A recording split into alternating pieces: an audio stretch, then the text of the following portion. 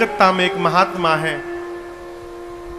पूज्य श्री केजी गोस्वामी जी, अभी भी है, मेरे पूज्य बाबूजी के मित्र हैं। बंगाली हैं, काली मैया के उपासक हैं, काली मैया का फोटो लेके चलते रहते हैं, उन्हीं के साथ रहते हैं और उसी से बात करते हैं। वो फोटोए से आप कहेंगे पगला गए हैं, वो सही पागल हो गए हैं। जो भगवान को पा करके उन्हीं में गल गया है वही पागल है, दूसरा कोई पागल नहीं है? एक बार मैं गया था तो हमसे कहने लगे, जानते हो इतनी बदमाश है कौन? कौन? काली मैया। और एगो कन्हैया का भी फोटो है, बाबू उनका नाम है, कन्हैया का नाम है हल्ला, वो हल्ला बहुत करते हैं। अब काली मैया का नाम है बाबू सोना। बंगाली में जिसको बहुत प्रेम करते हैं उसको बाबू सोना बोलते हैं। तो हमसे बोले, जानते हो ये बाबू सोना और हल्ला ये दोनों बहुत दुष्ट है। भिखारी बच्चा का रूप बना के मार्केट में घूमता है, लोग दुकान में जाके अपना ड्रेस पसंद करता है, हमसे आके बोलता है उस दुकान में जाओ, इतना नंबर रेक में नीचे से इतना नंबर थान हरा रंग का है, उसी का कपड़ा बनवाओ। अभी पूरा नोट करके ले जाते हैं दुकान में, बोलते भैया 5 नंबर रेक में नीचे से 5वां थान निकालो, हरा रंग का है। दुकान में बोलता है, बाबा आपको कैसे मालूम? बोला आप छोड़ो, निकालो। उसी का ड्रेस बना के पहनाते हैं। अब दुकान वाले को क्या मालूम कि हमारी दुकानिया में भगवाने घूम रहे हैं भिखमंगा बन के है? जज साहब जो वृंदावन वाले थे वो क्यों विरक्त हो गए? पत्नी ने कहा कि अरे भाई चलो, एक केवट की गवाही देने के लिए भगवान गवाह बन के चले गए थे कोर्ट में। केवट ने सेठ का रुपया लौटा दिया था, रुपया लेने के बाद भी सेठ ने कोर्ट में केस कर दिया कि इस केवट ने मेरा पैसा नहीं लौटाया। जज साहब ने केवट से पूछा कि तुमने रुपया लौटाया तो वहां पर कौन था? केवट बोला 3 लोग थे। कौन? सेठ जी, मैं और मेरे राम जी थे, मेरे रघुनाथ जी थे वहां पर।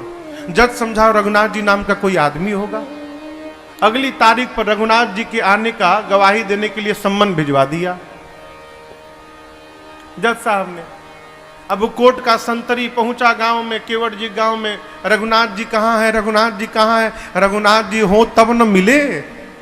एक आदमी ने कहा, देखो रघुनाथ नाम का आदमी तो नहीं है, रघुनाथ जी का मंदिर एक है जहां केवट रहता है। मंदिर के बाहर पुजारी जी बैठे थे। संतरी ने पूछा कि रघुनाथ यहीं रहता है क्या? पुजारी जी बोले हाँ भीतर रहते हैं। ये पकड़ो, उसके नाम का सम्मान है, इतने तारीख को गवाही देने पहुंचेगा कोर्ट में। अब पंडित जी सोचे, जब भगवान गवाह बनने के लिए तैयारे हो गए हैं तो हम कौन होते हैं बीच में रोकने वाले।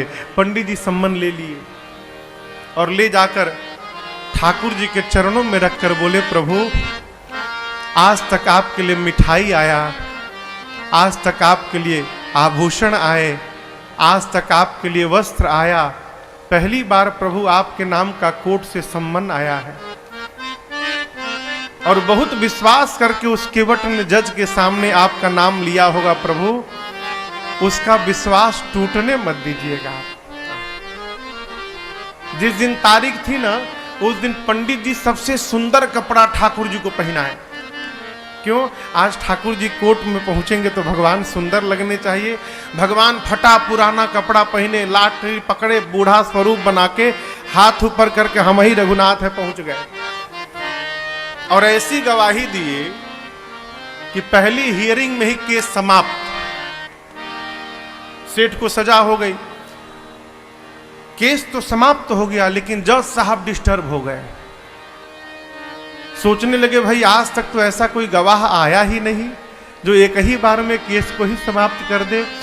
कोर्ट से निकल के अपने चेंबर में गए, केवट को बुलाकर बिठाए। बोले ये बताओ कहां रहते हो तुम? रघुनाथ जी के मंदिर में मैं रहता हूं। तो जज साहब बोले कि जो रघुनाथ आए थे? बोले जी जी। तो उनको लगा कि वो मंदिर बनवाए होंगे, तो तो जज साहब बोले लेकिन तो गरीब लग रहे थे और लग नहीं रहा था कि मंदिर बनवाए होंगे। केवट ने कहा प्रभु वो मंदिर बनवाने वाले रघुनाथ जी नहीं थे, मंदिर के भीतर बैठने वाले रघुनाथ जी आए थे। जज की मति हरा गई हो, कांपने लगा। संतरी को बुलाकर बोला सही सही बताना तुमने किसको सम्मान दिया था।